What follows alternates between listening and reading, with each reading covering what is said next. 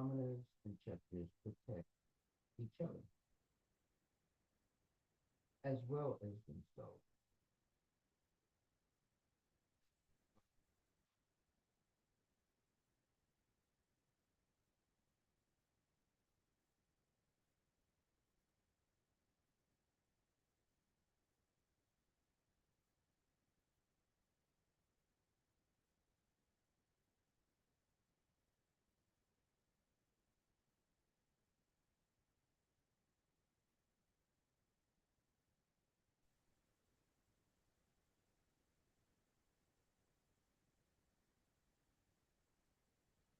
Hare Krishna Prabhu, we can't hear Maharaj. Then Can you hear me? can you hear us now better? Hare Krishna, Hare Krishna, Hare Krishna, Krishna Krishna, Hare Hare, Hare Ram, Hare Ram, Ram Ram, Hare Hare. You can hear me? Yes, Maharaj, we can. Okay, very good. So, this Canto 3, chapter 22, and verse number 4. And it says,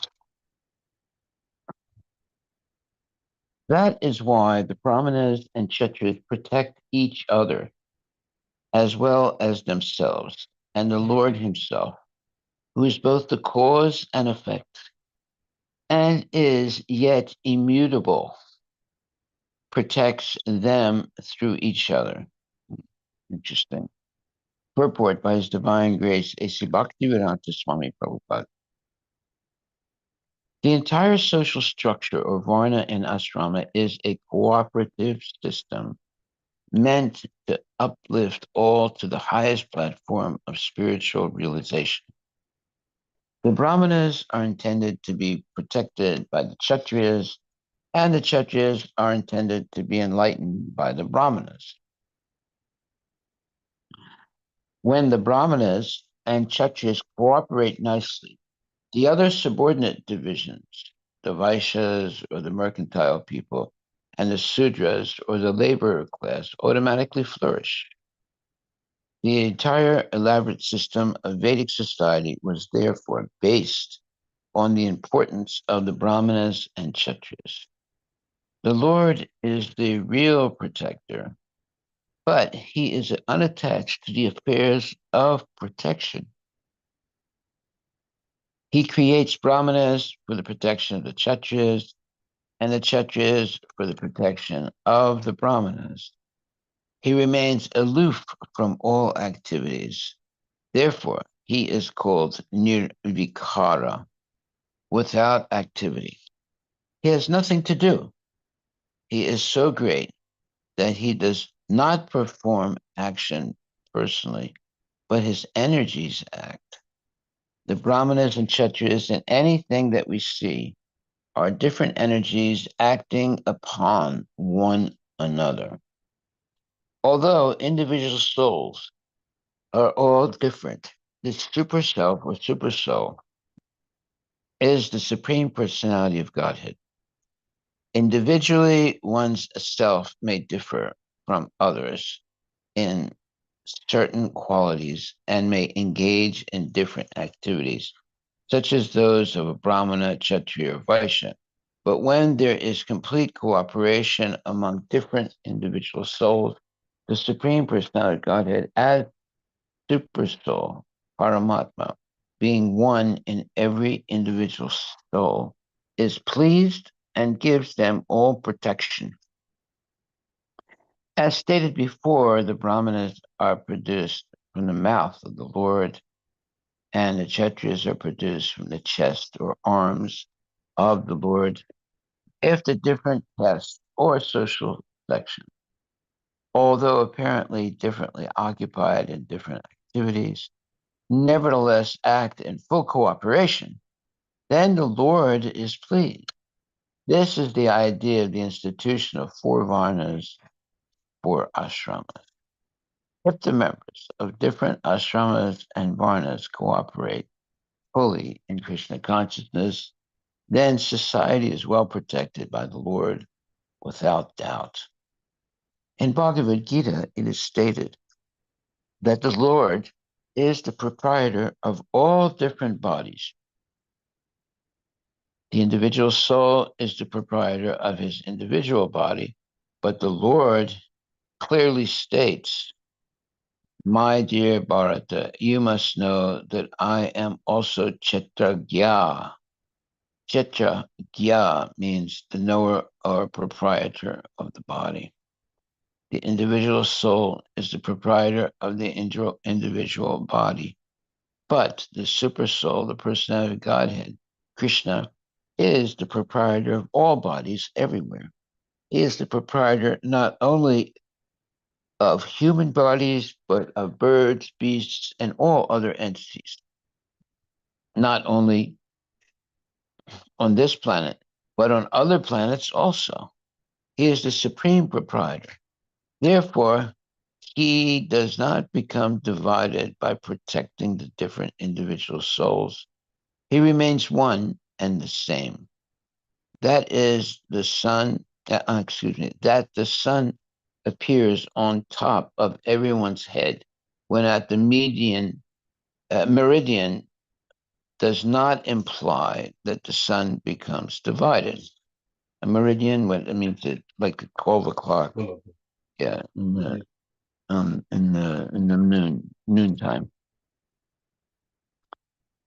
That the sun appears on top of everyone's head when at the meridian does not imply that the sun becomes divided. One man thinks that the sun is on his head only, whereas 5,000 miles away, another man is thinking that the sun is only on his head. Similarly, the super soul, supreme personality Godhead, is one. But he appears to individually oversee each individual soul. This does not mean that the individual soul and the super soul are one. They are one in quality as spirit soul, but the individual soul and super soul are different. Hare Krishna. Okay. So let me read what that verse says again. Into 3, chapter 22, verse number 4.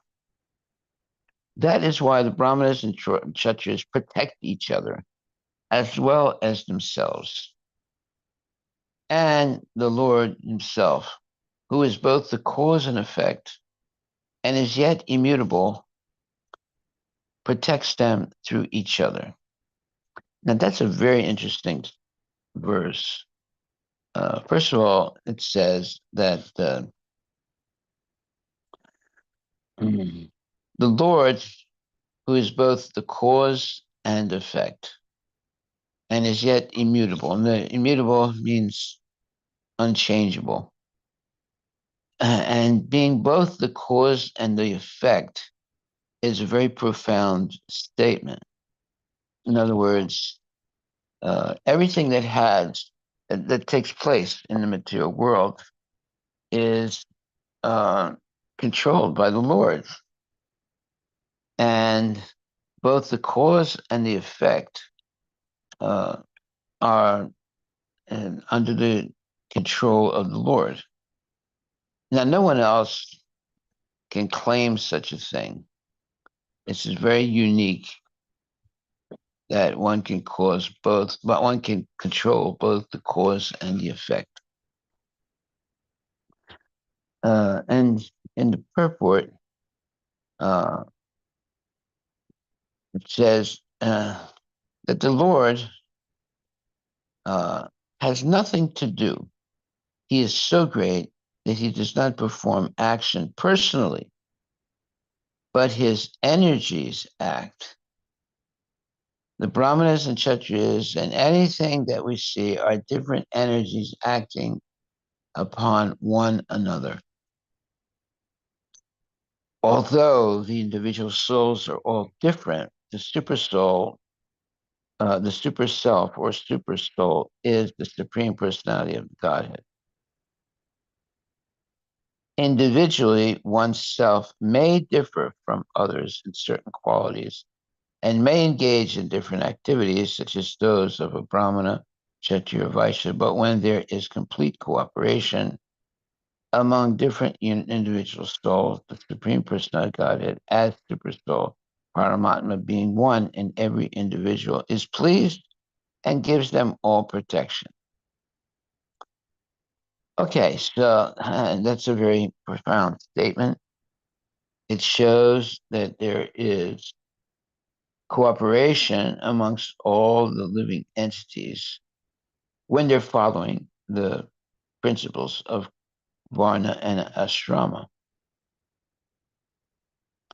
And that's why it begins in the purport of Canto 3, Chapter 22, text number 4. It begins with the statement, the entire social structure of Varna and Ashrama is a cooperative system meant to uplift all to the highest platform of spiritual realization. So that means that one may be a Brahmana or a Kshatriya or a Vaishya or a Sudra. Everybody in the system of Varnashrama is elevated to the highest perfectional state. So that mutual, let's say, elevation to the highest state of human, let's say, achievement is unique, and it is the, let's say, the hallmark of the Vedic Varnashrama system, by which everyone can make spiritual advancement. No one is left behind if they're willing to cooperate. So now when it says the Lord is both the cause and the effect and is yet immutable. So immutable means not changeable. He doesn't become more or less than, he doesn't become changed at any point. Just like the introductory verse of the Ishopanishad says that, actually, let's read that. We have my, it's over here. Ishopanishad over there. Yeah. Okay. Yeah. So the first, the introductory, the invocation verse of the Ishopanishad, very profound. It says, Om Purnam Ada Purnamidam Purnat Purnam Udachyate Purnasya Purnam Adaya Purnam Eva Vasishyate. The personality of Godhead is perfect and complete. And because he is completely perfect, all emanations from him, such as this phenomenal world, are perfectly equipped as complete wholes. Whatever is produced of the complete whole is also complete in itself. Because he is the complete whole, even though so many complete units emanate from him, he remains the complete balance. So, in other words, because Krishna is perfect and complete, everything that comes from Krishna is also perfect and complete. And although infinite things are emanating from Krishna, he still remains perfect and complete. He's never diminished in any way. Now, this one verse, the invocation verse of the Ishopanishad, Om Purnam Ada Purnam Idam Purnat Purnam Udachyate Purnasya Purnam Adaya Purnam Eva Vasishyate, basically is what you would call the all-encompassing verse that explains who God is, and also establishes that no one can be equal or greater than Krishna. So Krishna surpasses everyone. Uh, and also, he is called the uh, controller and owner of everything. And also, he has set aside for all living entities their minimal needs. And as long as people accept their minimal needs and not more, uh, there is, let's say, well-being in society. So, how do we understand? How do we know what is our minimal need, uh, and and how do we know that uh, the minimal needs are enough to maintain us? Well, uh, we see it in nature. Uh, so, in nature, there is enough, let's say, food for all the animals and insects and all the different creatures to maintain themselves. And therefore, there is also enough for all living entities. When people begin to take more than they need, like for example, if you put a stack of rice in a public place, so the birds will come and they'll take a few grains and they go away. But if man comes, he can look one way and the other way and take the whole sack of rice himself. And that's denying other people from taking some of the rice. So this this concept uh, of the invocation mantra says, Om Pranam Ada Pranamidam Purnat Purnamadachate Purnasya Purnamadaya Purnam Eva Vasishyate. It says that the personality of God is perfect and complete, and because he is completely perfect, all emanations from him, so everything that comes from him, like the living entities in the material world, etc., such as the phenomenal world, are perfectly equipped as complete wholes.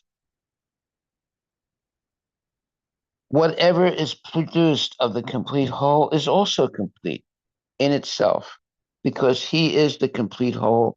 Even though so many complete units emanate from him, he remains a complete balance. In other words, everything is emanating from Krishna. And even though everything is emanating from him, Krishna is never diminished in any way. That is uh, who God is. God is never diminished, and he is the source of everything. Okay, so this is a very important principle to understand. That means that no one can be equal or greater than God. We are all subordinate to him because he has control over all energies and he is never depleted. Uh, Therefore, there's different mathematics in the spiritual world. In the spiritual world, 1 + 1 = 1, and 1 - 1 = 1. So it's a different type of mathematics in the spiritual world. On the earth, 1 + 1 = 2, and 1 - 1 = 0. But in the spiritual world, 1 + 1 = 1, and 1 - 1 = 1. So there are major differences between the material world and the spiritual world. So Krishna, no matter how much different things emanate from the body of Krishna, Krishna never is depleted, never is less. He's always one. And whatever emanates from him is also one. Therefore, Krishna has created everything to work on a, let's say, a cooperative way. As long as people do not become greedy, there's going to be enough for everyone because Krishna has provided everyone's needs. But when people get greedy, then they take more than what they need, and that leaves many people destitute. And we see this.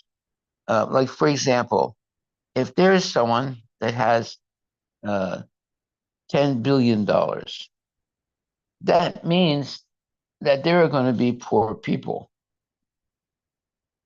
because one person is taking way more than what they need. Now, someone might say, well, I don't understand that. What do you mean by that?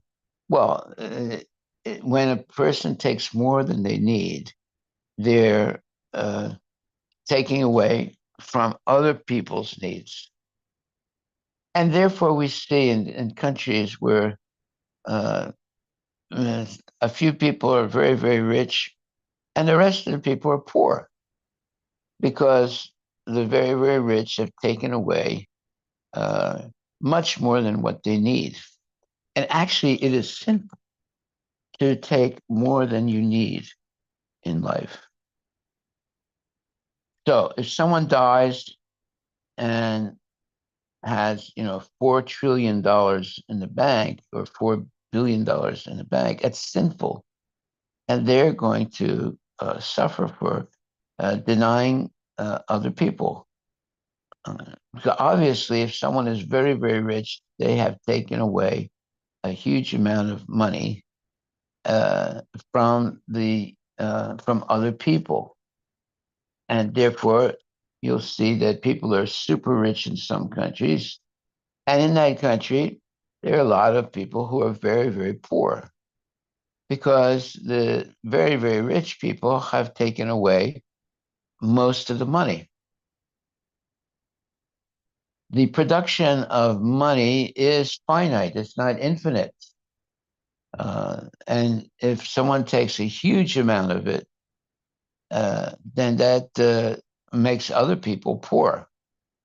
Therefore, in these what you would call uh, nonsense countries, uh, there are a few rich people and a huge number of poor people because the rich people have taken away most of the money. Uh, and uh, and what are they doing with the money? Well, they're keeping it. They're uh, they're not actually using it for the benefit of everyone.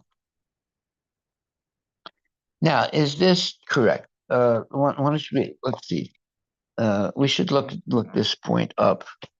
There is a finite number of a finite amount of money in any system or in any country. Money is being printed, and there's a finite number of money in any an economic system.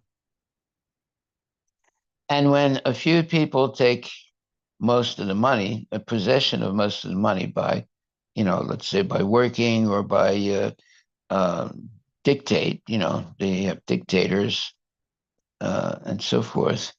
That means that you're going to have a lot of poor people because the amount of money circulating has been usurped or let's say stolen or uh,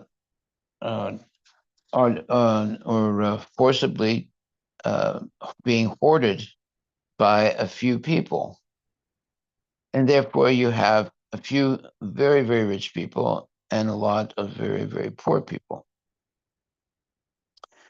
Okay, so, but in the case of Krishna, and Prabhupada said, what's that?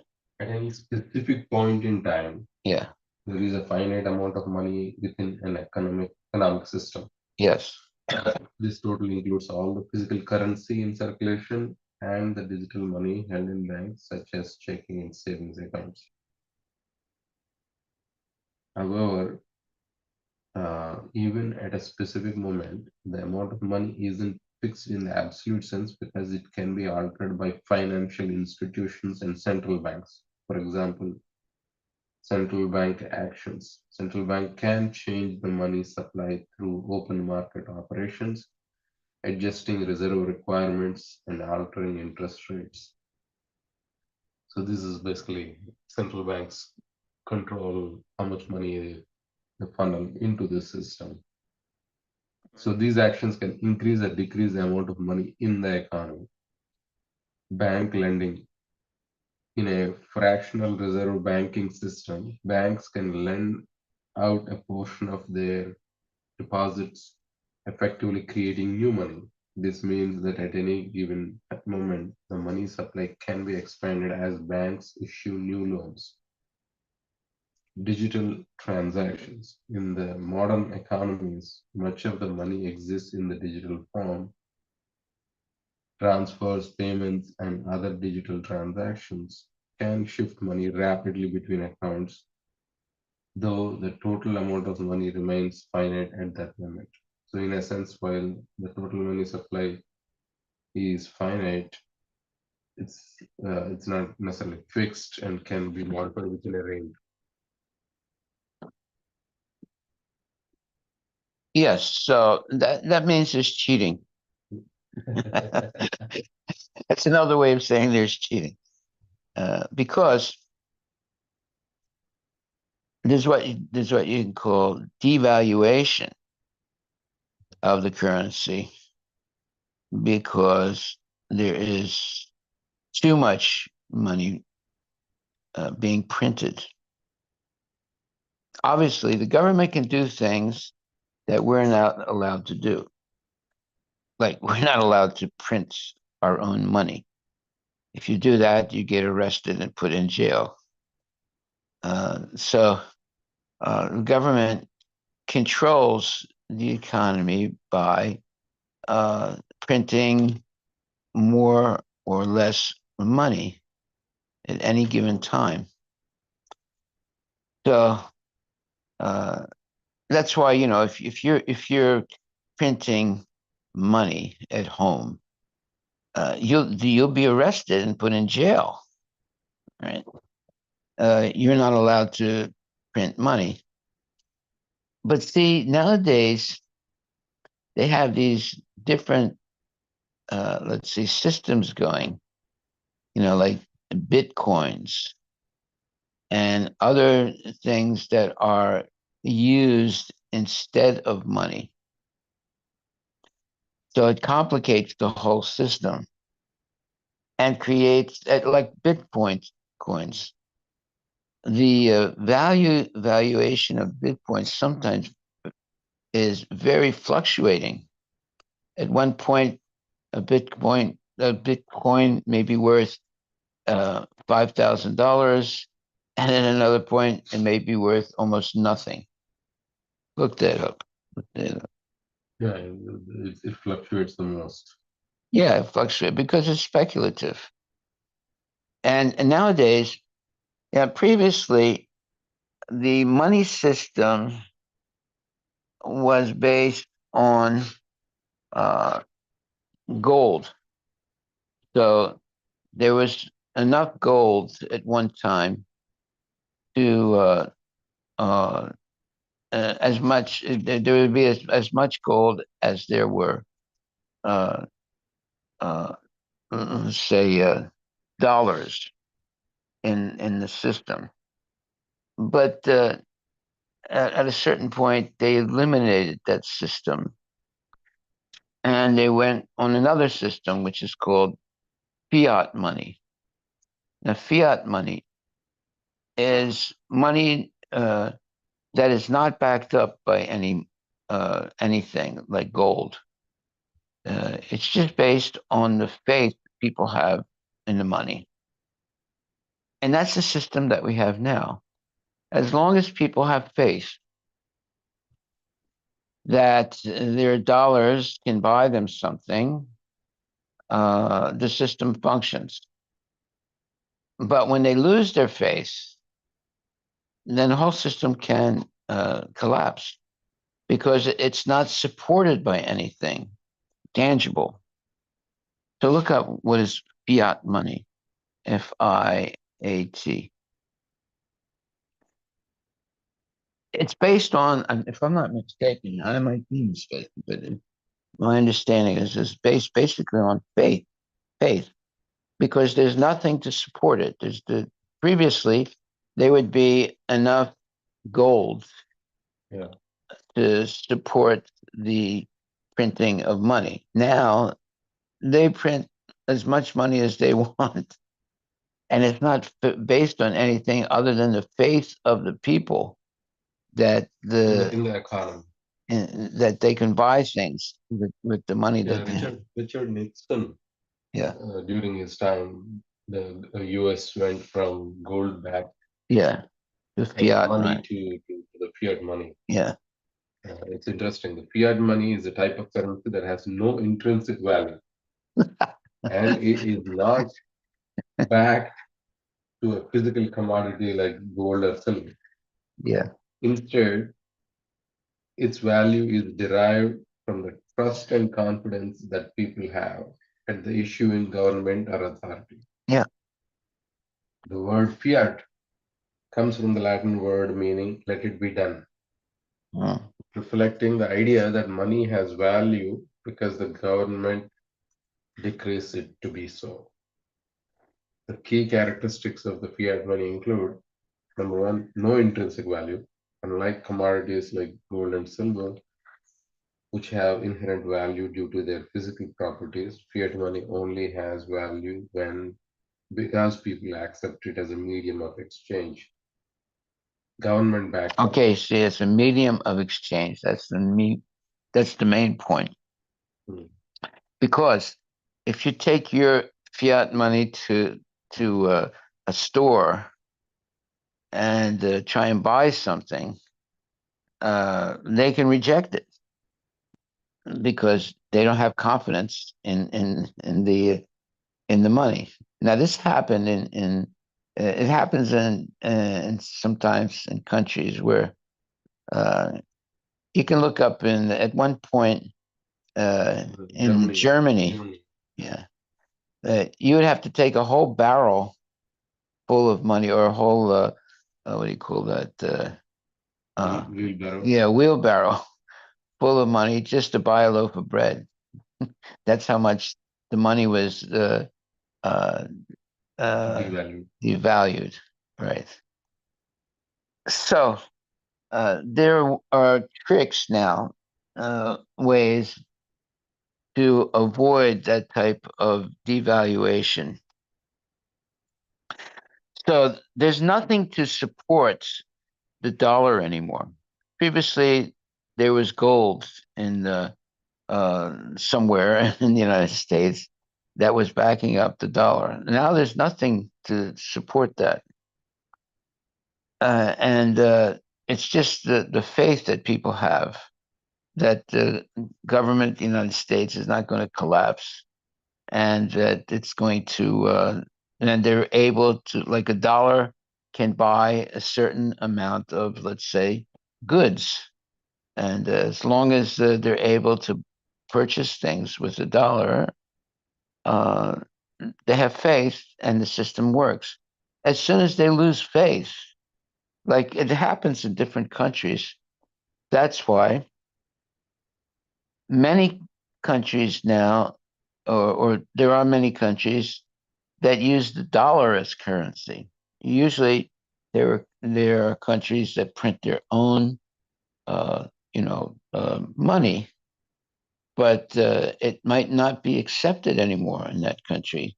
So therefore, there are countries now in the world where the merchants only accept dollars. They don't accept the local money. Uh, so you see how it is actually Maya.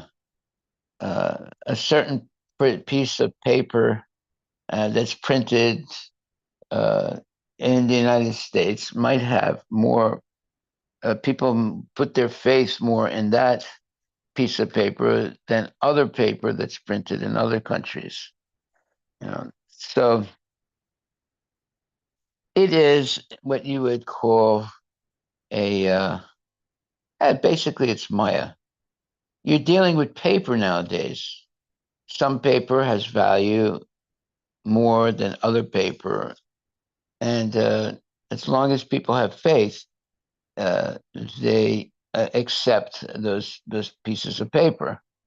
But it's only paper. It doesn't have any intrinsic value in itself. As long as people attribute value to it, then and the proof is that you go somewhere, you can buy something with those pieces of paper that you have, and get something in return. Then you know the economy turns. As soon as people lose faith in the value of the paper, they can't buy anything with it. And no one will accept it.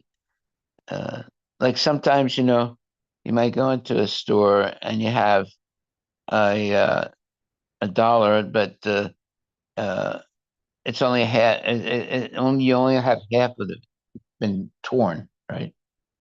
They won't accept it. They won't accept it because, you know, let's say it's only a small tear, right? Then they may accept that. But there are places they don't accept it, even if it's a small tear. But if it's like half tear, they won't accept it. Banks may accept it. Uh, it depends how much of that whole dollar is intact. If it's less than half, they may not accept it. Right? You see how everything is. It's actually Maya. It's actually Maya. You have a piece of paper, and if half of it is missing, they may or may not accept it. If there's more than half, then they may accept it. Right? So because you know, if it's half a dollar, you know, if only half of the dollar is there, you know, they could say, well, then a person might try to get the whole dollar from the bank and go somewhere else and get another whole dollar from the bank, you know, because they cut it exactly in the middle. But whether they do accept if the both are separate pieces, they can connect. Then bank. Yeah, but if they just come with half, Yeah. Half is not accepted, but if the Yeah. two halves are to they are separated, but they are both are. well, I'm sure people have tried to go with half to get a whole dollar, then they go somewhere else with the other half and trying to get a whole dollar, you know. You get $4. Yeah, Double the money. yeah, you double your money by cutting it in half. I don't think a bank will give you a whole dollar if it's cut in half. If it cut a little bit, they might they'll give you the. Back in India, if the note was like very torn and means unusable, if you take it to the bank, they used to give a new. But it's still a But it's no. full. It's a still It's a full full. no. It's a full. No, but if you go in with a half, No, it's cut in half. that I don't. Yeah. You see how everything it's all Maya, you know. It's just pieces of paper. And if you know half the piece is missing, then they won't give you a full piece, you know. It depends, you know, if you have the two pieces and you go into the bank, they'll give you, you know, but if you just come in with half the piece, they probably won't give you anything, you know. It's very interesting. See if that's a fact. If you go in with a dollar that's cut in half and you only have one half, will they give you a full dollar back? Will they give you a new dollar? Yes. I don't think they'll do it because you could be cheating, you know. You could purposely cut the dollar in half And then they, and take it to the bank, only give them half of the dollar and ask them to give you a full dollar. Yeah. I'm sure there are people that do try that. and they have Yeah. It requires more than half. Yeah, more than half, right? Wow. You see how, the whole thing is Maya. The whole system is Maya. Because the, okay, so I think it was Nixon. He stopped, the system of having enough gold to cover the amount of money that was circulating, paper money that was circulating. Actually, according to history, the US was forced to do that because They couldn't, because the gold reserves were getting depleted. Pretty much within the next 2 days, US would have gone bankrupt. And then they were forced to figure out, how to solve for it. then they said, look, now it's fiat money. Yeah. Fiat money means they don't have any gold to support it. It's just But your faith. interestingly, Maharaj, that day they expected the whole markets to start collapsing, Yeah. but actually it went up. Yeah, It means like people had more faith in the in the government of the United States. Yeah. If you're living in a country that's, what do you call it? A banana republic. republic, you don't trust the currency, so therefore those type of countries, you can only buy things with American dollars, although they have their own currency, but many of the merchants won't accept the local currency. other countries like that. Yeah, I think so. Why don't you look that up and see if that's a fact? They won't accept the local currency. And you see, everything is based on faith. That's the interesting thing.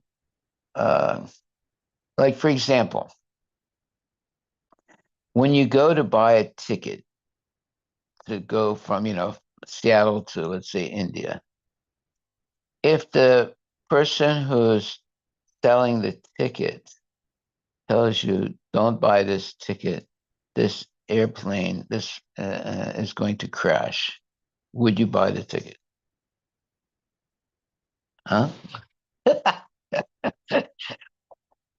If the person you're buying a ticket from don't buy this ticket, that plane's going to crash. You would not buy it. You wouldn't go on that plane. Why? Because basically everything's based on faith.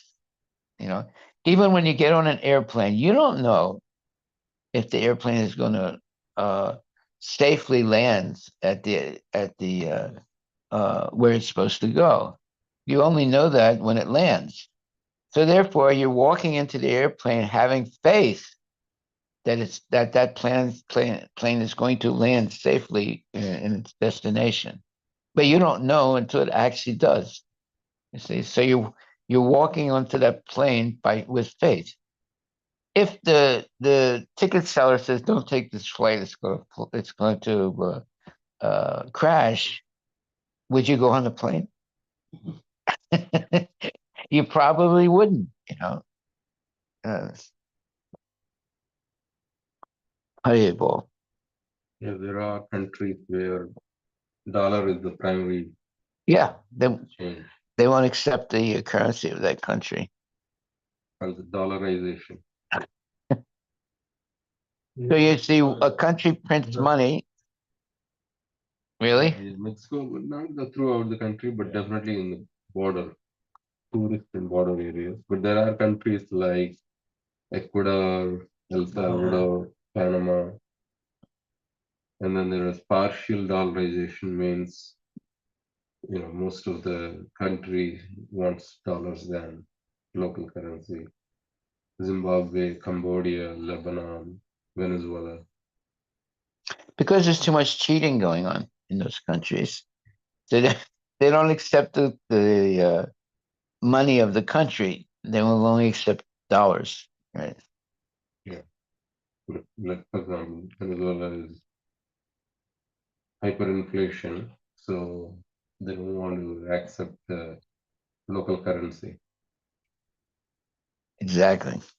Because the local currency will not be able to buy as much as the dollar, right? So therefore, they prefer dollars because the dollar is not going to fluctuate, as much as the local currency.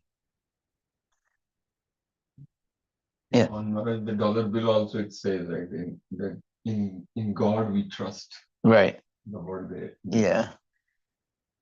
But they don't act as if God, Rich. They don't believe in God anymore. The atheists should definitely, Reprint them out. no, they should insist that take off the God we trust. I was also I think thinking they've tried to do that. they tried to do. I think so. I'm not sure, but I think so. Yeah, they don't want. They're trying to take God out of everything else. Why not take it off the dollar also? The Democrats continue for some more. Yeah, they'll take it.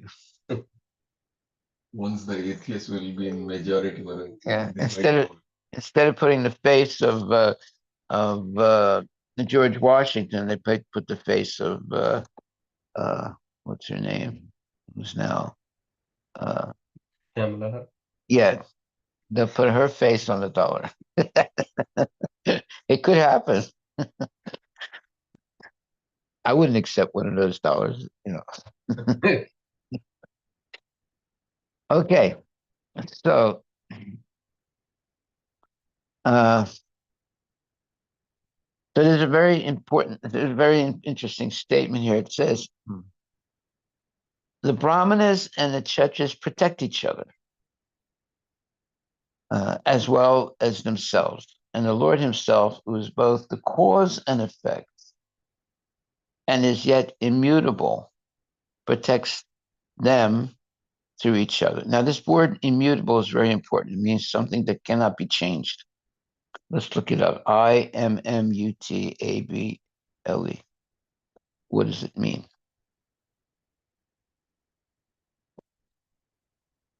Changing over time or unable to be changed. Unable to be changed, right?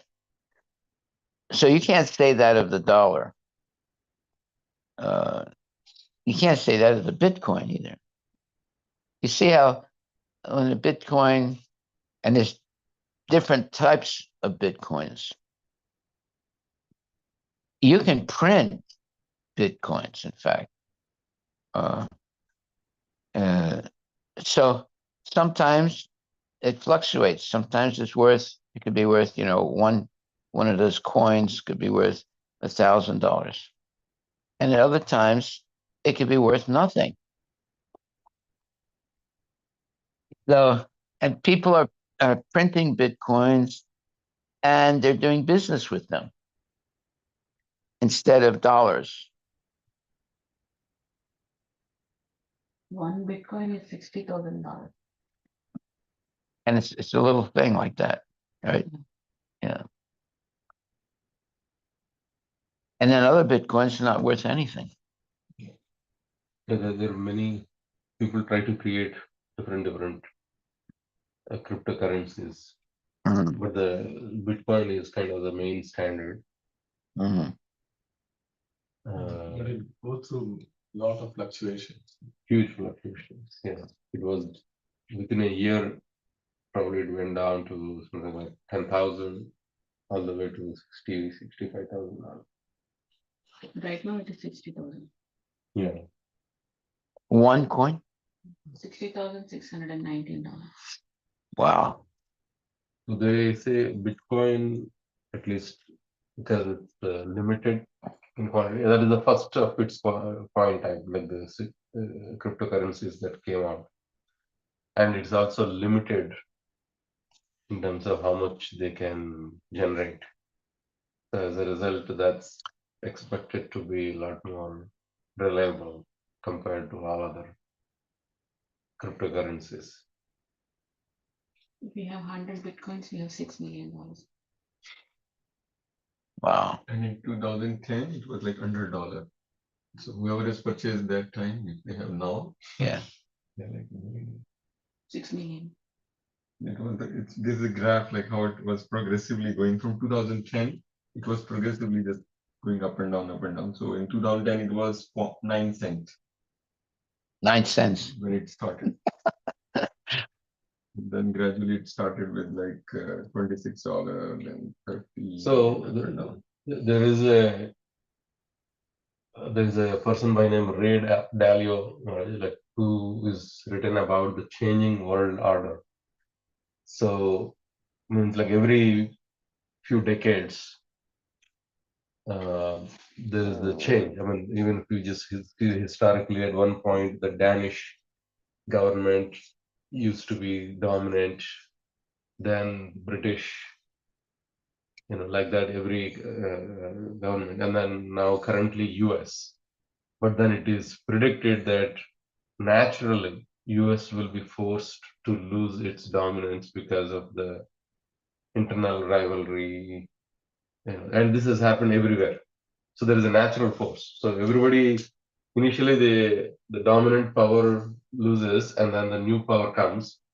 Initially there is a lot of enthusiasm. Everybody is aligned. There is just like, and then once it goes to a certain point, there is a huge wealth gap that gets created. There are few people that make a lot more money than others. So then automatically there is a conflict that internally arises. And just like that is happening right now in US, there is right versus left side wing, and there is so much polarization that the focus goes away from actually economic development to just about how to share the resources. And that forces somebody else to start becoming a power. Right now, China is that contender. The yen. Yeah. And at some point, it also leads to a war because the current leader and the new emerging leader, they will have a conflict. And that's also likely to happen with the way the NATO versus the Russia and China and North Korea, the kind of their grouping, the way that's happening. That at some point, the China is likely to, I mean, there will be some kind of war, or the current country will Well, they'll accept. stop accepting American dollars. Exactly. So what that means is that what they're saying is that at that point, the devaluation can be pretty rapid because it's not based on gold or anything. So even though right now the US dollar is so strong. So right now what they're saying is that because you cannot put your faith on dollar in the long run, you need to put faith in currencies that are not associated with a specific government. Or you invest in properties. And No, but even the properties, let's say US can be devalued, whereas that's why they're saying these cryptocurrencies, because they're global and they are supported by, I don't know, they claim that there is a ledgers and system that is globally detectable, so that, I mean, there is some fraud there also, but it's supposed to be a lot more not susceptible to fraud. So as a result, they're putting more faith that, let's say 20, 30 years from now, the cryptocurrencies will be a lot more valuable because they cannot predict whether dollar will stay as strong. It might even fall pretty bad, or even if China wants to bring it. So rather than any more a specific country's currency, now they're betting that this cryptocurrency will be universal and more people will put faith in this. So so everything's based on faith. yes. Yeah. Whoever has the strongest army, they put more faith in that the currency of that country than the other currencies. Yeah, even in India, you have people on the streets that have these big wads of dollars, right? And and they'll exchange money. They're doing what a bank does. You have these guys walking around and they're showing, that they have like, I don't know, $10,000 American dollars, right? And you don't go to a normal bank to get, to exchange your American dollars for rupees, or try and exchange rupees for dollars, right? So it's happening in the street. Yeah. So if you go to India, if you want to change American dollars, you're right, you don't go to a bank. You go to a small shop and Now you can go to somebody in the street. yeah, they will, and he will take you through a maze of streets into some small the market rate is 80 rupees. Yeah. They will give you 90. Yeah. Yeah, they will give you More than what bank gives. I don't think so they will give more than what it value. no more than Right. I think it- I was not sure. The bank is little less than the current rate. no more than the value because that's the hawala. So yeah, basically the black. Hawala. That's how they move all the black money into the To the right. white money. You see how it's all cheating, basically. The Hawala system is that, let's say somebody's in America and he's got, $1 million, and somebody is in India. So instead of,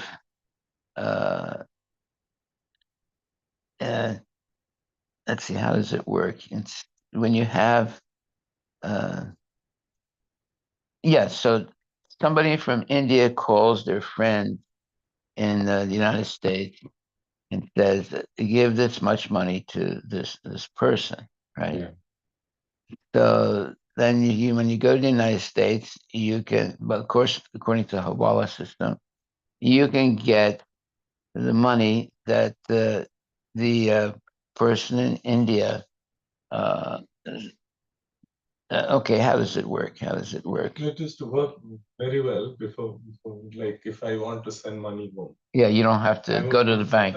Yeah. I'll call up my friend Yeah, and tell, okay, give so much money to my parent. yeah, And I'll give that amount of dollars to somebody in the US. yeah. Because the money only exchanges locally. Within the country. But to another Money account. transfer without money movement. Yeah, money movement. Right. It's called Hawala. Yeah. So, lot of black money is converted to white. Because in India, there is a lot of people having cash, Black money. Yeah. which they get by bribes and all. So Yeah. this is the way to convert it into. So much cheating going on. It's amazing. And everyone is involved. Yeah. Nobody thinks it's wrong. Yeah. Well, I mean, everybody knows it is wrong. Yeah. But nobody But, cares. Like small transactions and all. So when we send $1,000 and all, nobody cares. Yeah. See, that's Properties in India. only. huh? You have, let's say we have properties in India, we are citizens here. I Yeah. know people who sell the properties there. But They have to that get the amount money you cannot- back. That if you have to bring that amount here, you have to pay tax there. And once you bring it here, you have to pay tax here. Mm. So instead, they will sell the money, sell the property there. That money they will ask to give it to somebody there who need the money. And here you just exchange the dollars with somebody who those two are connected. Uh-huh.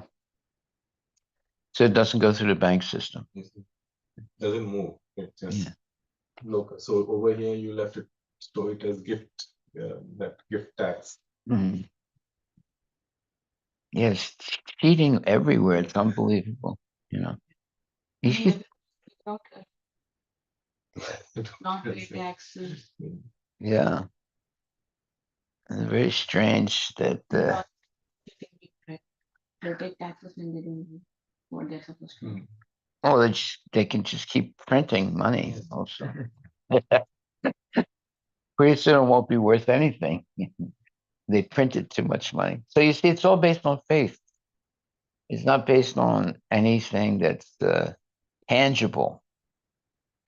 And that's when, as long as you go to some merchant and you give him these pieces of paper, as long as they accept it and give you something in return in terms of merchandise, People have faith. The merchant has faith. As soon as that faith is lost, then they won't give you anything, unless you give them something that they have, some type of money that they have faith in. Yeah. Okay. So I think we're finished now. All glories to Srila Prabhupada Ki Jai. Unless there are any more questions. So we're stuck. Huh? I had one question. Yeah. You said Brahmanas protect the Kshatriyas and Kshatriyas protect them. Yes. What does that protect? How do that? Oh, how? Okay. The Brahmanas are intended to be protected by the Kshatriyas. And the Kshatriyas also are intended to be enlightened by the Brahmanas in that way. Okay, Kshatriyas protect and Brahmanas and like. Yeah. The entire social structure of Varna and Ashrama is a cooperative system meant to uplift all to the highest platform of spiritualization. The Brahmanas are intended to be protected by the Kshatriyas, and the Kshatriyas also are intended to be enlightened by the Brahmanas. When the Brahmanas and Kshatriyas cooperate nicely, the other subordinate divisions, the Vaishyas or the mercantile people, and the Sudras or the labor class, automatically flourish. The entire elaborate system of Vedic society was therefore based on the importance of the Brahmanas and Kshatriyas. The Lord is the real protector, but he is unattached to the affairs of protection. He creates Brahmanas for the protection of the Kshatriyas and the Kshatriyas for the protection of the Brahmanas. He remains aloof from all activities. Therefore, he is called nirvikara, without activity. He has nothing to do. He is so great that he does not perform action personally, but his energies act. The Brahmanas and Kshatriyas and anything that we see are different energies acting upon one another. Although individual souls are all different, the super self or super soul is the Supreme Personality Godhead. Individually, oneself may differ from others in certain qualities and may engage in different activities, such as those of a Brahmana, Kshatriya, or Vaishya. But when there is complete cooperation among different individual souls, the Supreme Personality Godhead, as Super Soul Paramatma, being one in every individual soul, is pleased and gives them all protection. As stated before, the Brahmanas are produced from the mouth of the Lord, and the Kshatriyas are produced from the chest or arms of the Lord. If the different caste or social sections, although apparently differently occupied in different activities, nevertheless act in full cooperation, then the Lord is pleased. This is the idea of the institution of 4 varnas and ashramas. If the members of different ashramas and varnas cooperate fully in Krishna consciousness, then society is well protected by the Lord without doubt. But this is basically, it's the same thing when you come to money. If, let's say, fiat money, someone has dollars in the United States and someone in India has, let's say, rupees. So instead of physically exchanging, they do it. The guy in America says, okay, so-and-so is coming there and to India, give them, 10,000 rupees.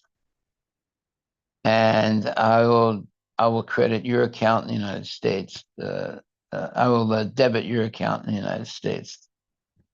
So instead of physically sending the money, as long as there's faith that the money that's in the United States can cover the amount of money that's needed in India, then they make the exchange. Right? then anytime you lose faith in the system, then it doesn't work anymore. I think it's saying the same thing here. It says that it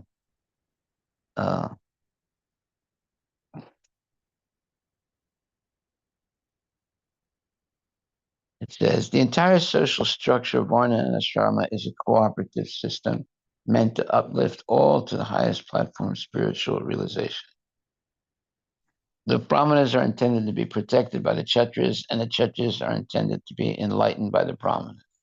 When the Brahmanas and Kshatriyas cooperate nicely, the other subordinate divisions, the Vaishyas or mercantile people, and the Sudras or labor class, automatically flourish. The entire elaborate system of Vedic society was therefore based on the importance of the Brahmanas and Kshatriyas. The Lord is the real protector, but he is unattached to the affairs of protection. He creates Brahmanas for the protection of the Kshatriyas and Kshatriyas for the protection of the Brahmanas. He remains aloof from all activities, therefore he is called Nirvikara, without activity. He has nothing to do. He is so great that he does not perform action personally, but his energies act. The Brahmanas and Kshatriyas and anything that we see are different energies acting upon one another. Although individual souls are all different, the super soul or super self is the supreme personality of Godhead.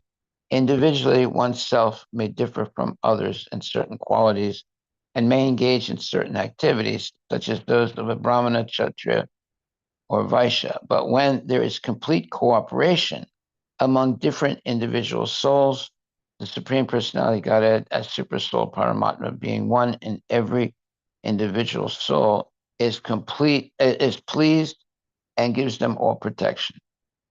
As stated before, the Brahmanas are produced from the mouth of the Lord, the Kshatriyas are produced from the chest or arms of the Lord. If the different castes or social sections, although apparently differently occupied in different activities, nevertheless act in full cooperation, then the Lord is pleased. This is the idea of the institution of 4 Varnas and 4 Ashramas. If the members of the different Ashramas and Varnas cooperate fully in Krishna consciousness, then society is well protected by the Lord without doubt. So, it's all about people working cooperatively together, right? As soon as there's that system is broken, then people lose their faith, and that's why it says every dollar. It says in God we trust, right? So as long as you believe in God, then you believe in the dollar also. But when you lose your trust in God, then the system falls apart. Then you have to trust somebody else.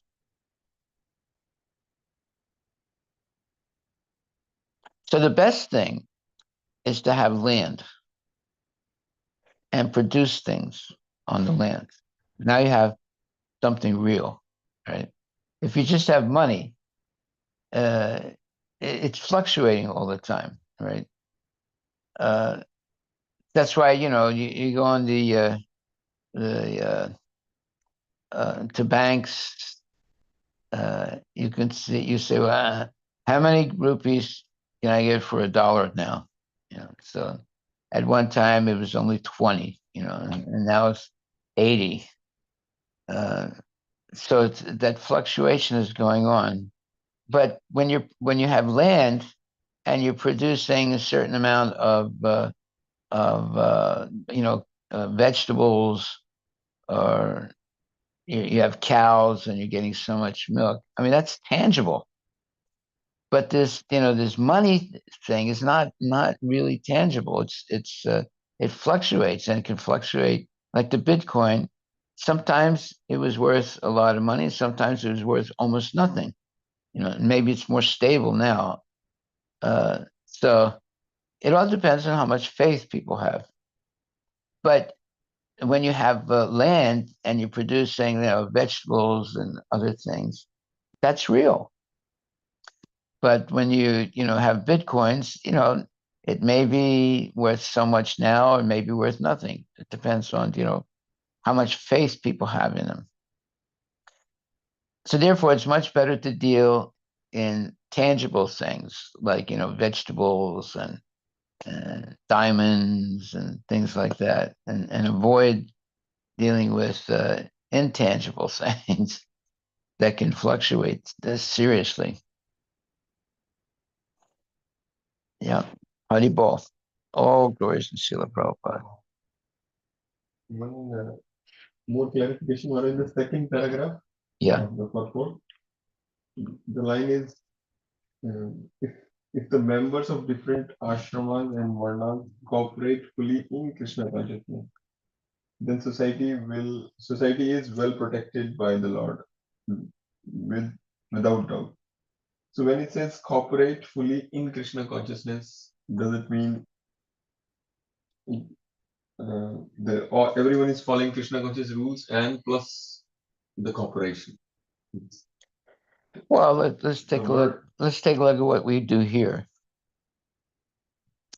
Let's say one of the initiated devotees, all of a sudden they have a heart attack. All right. Now they can't work.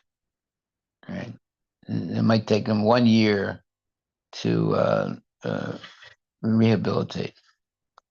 So during that 1 year time, when they can't really earn any money, all the members of the community might come together and pool their money and support that family. Right. So, which happens even amongst us, it happens sometimes. So that is the benefit of being part of a spiritual group.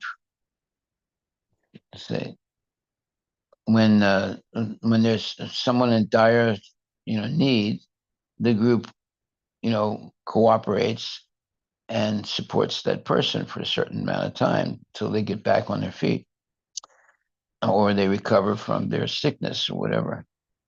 So that's one advantage of being part of a group or a community.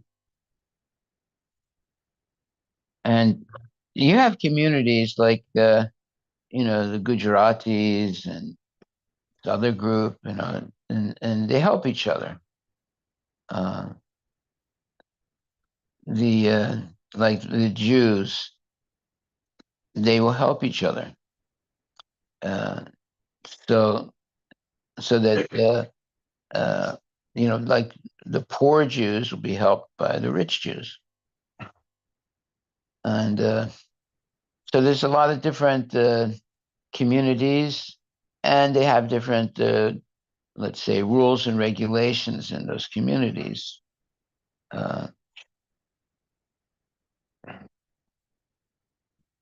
Actually, a lot of times, you'll have people that instead of investing individually, they form a group, and you have a group that invests.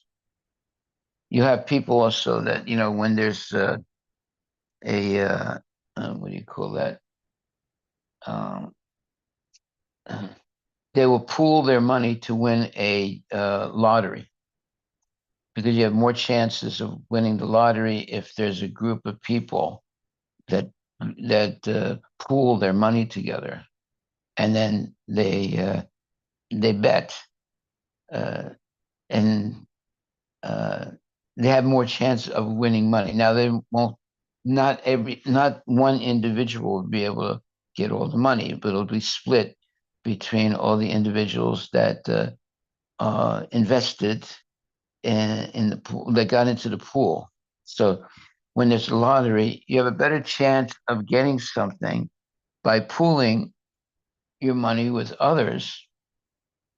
So instead of having the odds of 1 million to 1 by pooling money together and investing together in a lottery. The odds of winning comes down a lot, where now it's not 1 in a million, it can become 1 in 50,000. So now your potential of winning the lottery increases tremendously. Of course, you don't get the whole amount, but you but you sh- but you have a chance of winning the lottery, and then it's split up evenly amongst all the people that invested. If they invest the same amount, if they invest different amounts, then they only get what is proportional. So you have people that will, pool their money together. Let's say everybody puts $10,000, and they have a much better chance of winning the lottery than if they just put, their own money individually. So sometimes, people will pool their money and they win because the odds, were much better of winning. The odds of winning a lottery is very, very, minimal. Uh, you have maybe 50,000 people that are trying to win the lottery, and the odds of winning is very, very small, very, very small. But now, if out of the 50,000 people, there are 100 that pool their money together, then the odds become much better, right, of winning. But it's still speculation. It's still no guarantee. But you have a better chance of winning the lottery when your money is pooled with other people. So you see, it's much better to have land and produce something from the land. That's something tangible, right? These other things, they're not tangible, although they might look tangible, but they're not tangible. It's all speculation. And sometimes you win, sometimes you lose, right? But if you, just like there was a farmer whose sons were really lazy, right? So right before the farmer died, he told his sons that he had put a huge amount of gold on their land, but he died without telling him where it was, and he had a lot of land, right? His boys were all lazy; they never really worked their whole life. But now, because the father didn't tell him where he put all the money, they started digging the land, and uh, and they really worked hard digging the land, trying to find, where he put his money. And after the first year, they dug and they dug, they didn't find any money. But since they dug up the land, they said, well, since we dug everything up, we may as well plant it now also. So the harvest they got that 1 year was a good harvest. So they all made some money. So again, they dug up the land looking for, where the father, hid the money. And again, they couldn't find it. So again, they planted the land and they harvested because, basically it was like plowing the land because they were digging everywhere. And pretty soon, after a couple of years, they became rich. And then they realized that the father tricked them like that, saying that he had hid the money somewhere in the land. Whereas before they were very lazy, they would never do anything. Right? So in different ways like that, just like, one time there was this really fat lady And she keeps going to this doctor to get pills and other things, but she never really, follows the rules of that the doctor gives. So she just she just keeps going back all the time to get more pills for her fatness. So finally, the doctor he tells her, "Oh, I can't really do anything for you because now I took your blood pressure and I took blood samples and things. You're gonna die in 2-3 months, and I can't really do anything for you now." So the lady goes home. She's really frightened, and because she's so frightened, she can't even eat. She can't sleep properly, and she starts losing weight. And after 3 months, she sees that she didn't die, but she lost 50 pounds, right? So she comes back to the doctor and said, "Look, I'm still alive." So, "Oh, I'm very happy you're alive. And she said, "Well, how come I didn't die?" He said, "Well, I lied. I told you were going to die, and you got scared, and you lost 50 pounds, right?" So sometimes you have to tell people lies so they do the right thing. They get scared and they do the right thing. Okay, all glories to Prabhupada. Hare Krishna.